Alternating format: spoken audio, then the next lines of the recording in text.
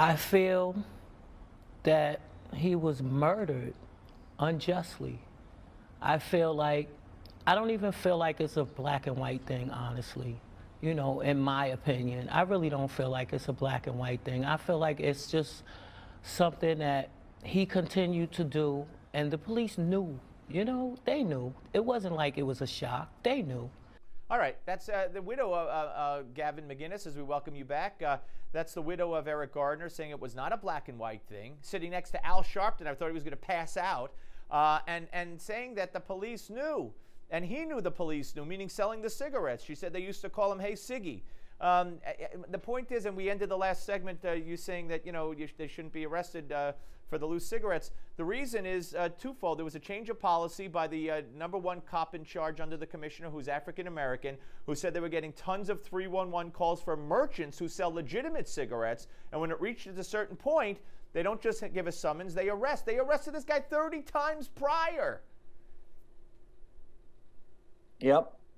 So, I mean, you know, the guy, when you tell the cops you're not going to take me in, not this time, leave me alone, I'm not going with you.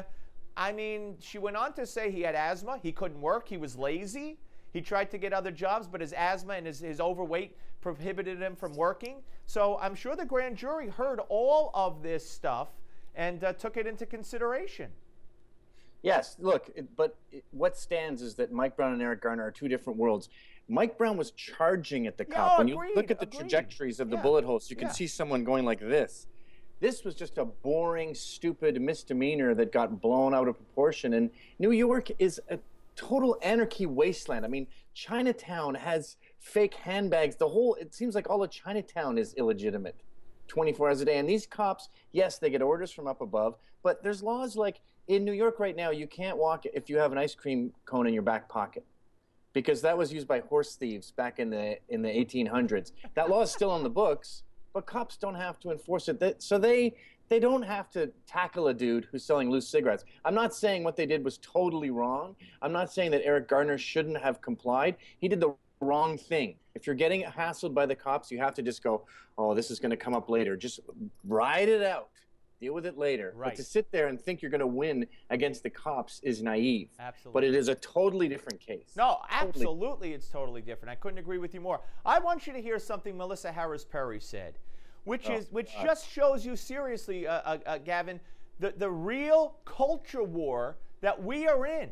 And because there's an MSNBC, and because there's a CNN, and because there's the networks that are willing to basically agree with her and let her speak, and let what's his name, the former Obama guy who talks about the cops all the time. I'm drawing a total blank.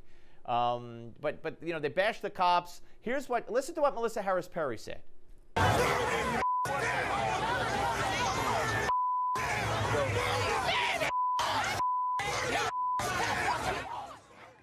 That night, some in Ferguson committed acts of arson, vandalism, and theft. And by the next day, 12 commercial buildings in the city had been destroyed by fire. And let me also just point out that arson and looting, while illegal and not things that I support, and I think also counterproductive in many ways, are also not necessarily violent in that they are violence against property.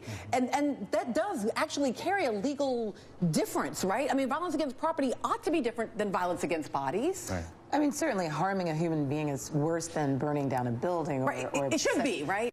Of course it's worse, but that doesn't take it. By the way, I'm talking about Mark Lamont Hill for one. But this is outrageous.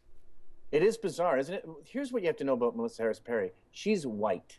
Okay? She grew up in a white household, and when you hear really militant blacks who sound like they're Malcolm X, they usually grew up in a white household. Most of the stars on BET, people accepting awards, Alicia Keys, all these people who won't shut up about blackness are actually white, educated white people who happen to have had a black dad somewhere down the line that they don't know, they've never met. That's what she's all about, and that's why she's so adamant about it. And we learned this when she was making fun of Mormons and Romney for having a black kid. Right. Gavin, got to go. Gavin McInnes, great to talk to you. We'll see you next time. Don't go away, folks.